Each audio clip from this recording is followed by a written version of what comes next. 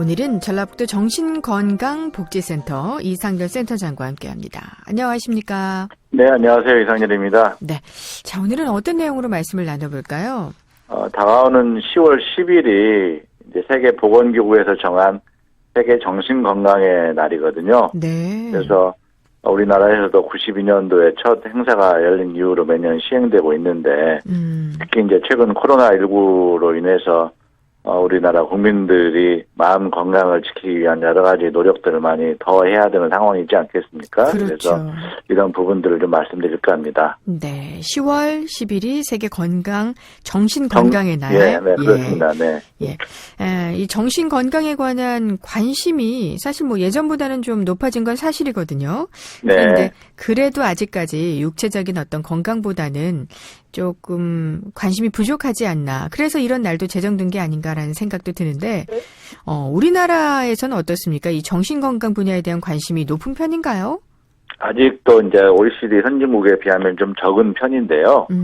우리나라는 아무래도 신체적 건강이 너무 집착해서 지내왔던 시절이 오래됐었고요. 네. 그러다 보니까 이제 OECD 국가에 비해서 신체적 건강은 거의 95% 이상 가깝게 다가온 반면에 정신적인 건강은 OECD 국가 대비해서 저희가 약 60에서 65% 정도만 현재 도달하고 있는 걸로 알려져 있습니다. 네. 왜냐하면 우리나라에 많은 정신장애를 있거나 또 마음의 고통을 앓고 있는 분들이 바로 병원에 찾아오시거나 조기에 진단해서 조기에 치료하는율이 OECD 국가에 훨씬 적습니다.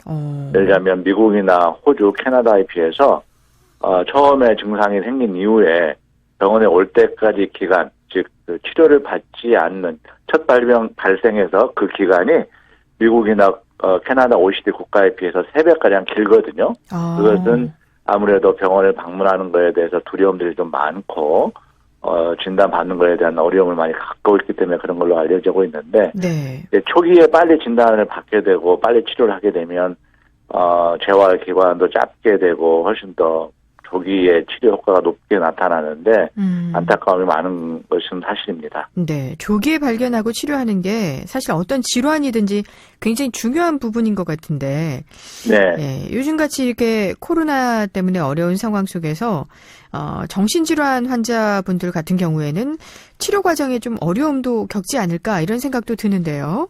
네, 물론 정신장애가 있는 분만 있는 건 아닌 것 같고요. 일반인들 사이에서도 불안이나 우울이나 불면, 스트레스 이런 것들이 많이 증가하고 있지 않겠습니까? 네. 그래서 이제, 원래 불안장애가 있거나 우울장애가 있으셨던 분들은, 기존의 불안장애나 우울장애가 좀 더 심해지는 많은 게, 심한 스트레스 상황에 노출되어 있고, 내가 이전에 살던 방식과는 전혀 다른 방식으로 살아가야 되는 어떤 중압감들 때문에 네.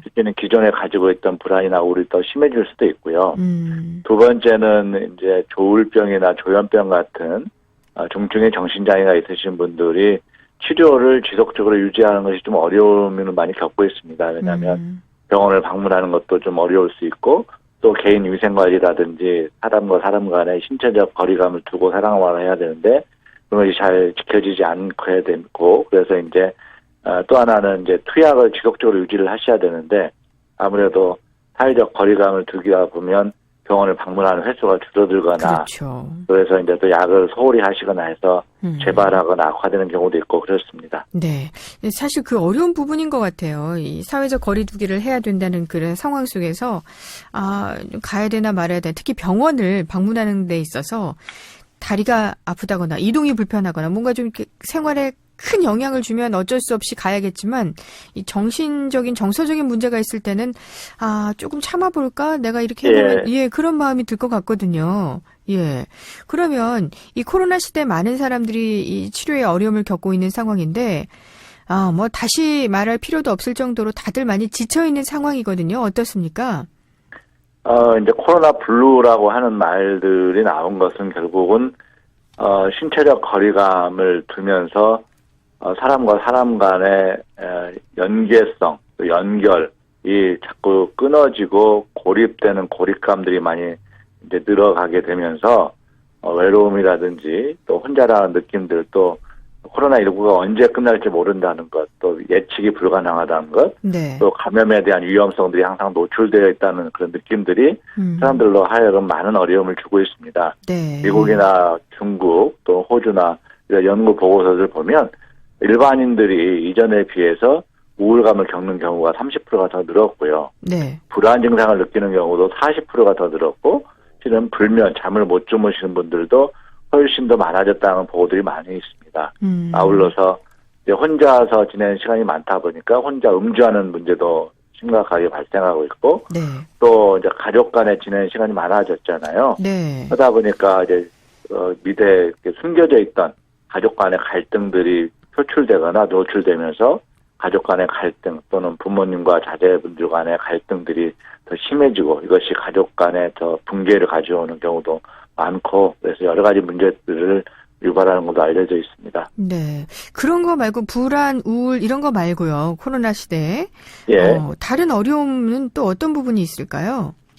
아무래도 이제 아이들이 학교를 가지 않고 지내잖아요. 네. 그러니까 양육하는 부모님들이 많이 힘들어요. 이제 그 전에는 아이들이 학교에 가고 또 부모님이 일하시고 그러시면 이제 그 양육하는 과정에서의 많은 시간들을 아이에 돌보는 시간이 적었었는데 네. 지금은 아이들을 학교를 가지 않고 또 부모님들조차도 집에서 아이를 돌봐야 되는 상황이 오다 보면 네. 실제는 이제 집안에서의 시간들을 많이 보내게 되잖아요. 네. 그러다 보면 이제 그 부모님들이 양육 과정에서의 부부간의 갈등도 좀 심해질 수 있는 부분도 있고요. 네.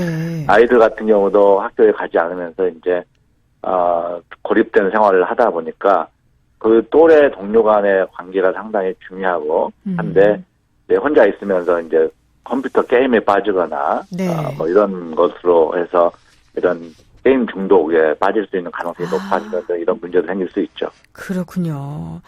이런 시기에 정신 건강의 날이 더 중요하게 강조돼야 될 것 같은데 10월 10일 이 정신 건강의 날을 맞아서 전라북도 정신건강복지센터에서도 뭐 행사를 많이 준비를 하셨을 것 같은데 비대면으로 진행이 되겠죠? 네, 아무래도 이제 코로나19의 유행 시기이기 때문에 직접 뵙고 할 수는 있는 것 같지는 않고요. 네. 14개 시군구의 기초센터와 함께 오늘 방송처럼 방송 매체나 언론을 활용해서 정신건강의 중요성을 알리고 홍보하기도 하고요. 네. 또 저희가 웹진을 제작해서 배포하기도 하고 다양한 캠페인이나 SNS 활동도 하게 되고 네. 또 14기 시군구의 정신건강복지센터 홈페이지가 있습니다.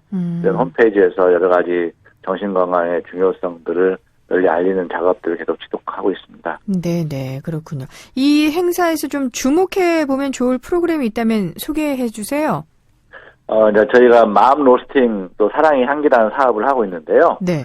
국내 10개 지역의 기초정신건강복지센터와 함께 전라북도에 있는 30여 개의 커피숍이나 카페들을 대상으로 자가 검진을 할 수 있도록 독려하는 사업들을 좀 하고 있고요. 그래서 네.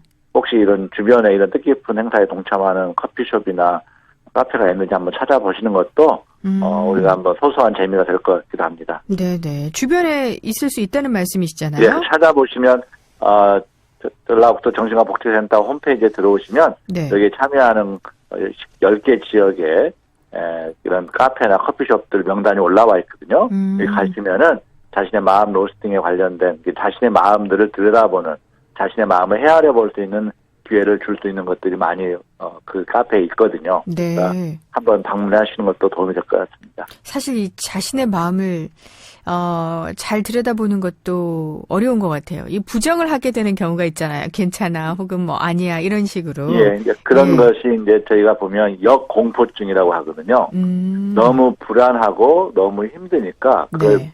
부정하고 이제 더 전혀 정반대의 행동을 하는 거죠. 그러니까 네. 코로나19의 감염에 대한 두려움이 너무 크고 불안이 너무 크니까 네. 전혀 마스크를 쓰지 않고 다니거나 아니면 대중에 자꾸 더 다가가거나 네. 뭐 버스를 타거나 지하철을 탈 때도 전혀 안 쓰고 막 쓰는 사람들한테 야단치는 사람들은 이 사람들의 근본적인 심리 상태는 역공포증이라는 거죠. 공포가 너무 심해서 그걸 어떻게 감당할 수 없으니까 전혀 정반대의 행동으로 나타나는 모습들을 보일 수 있습니다.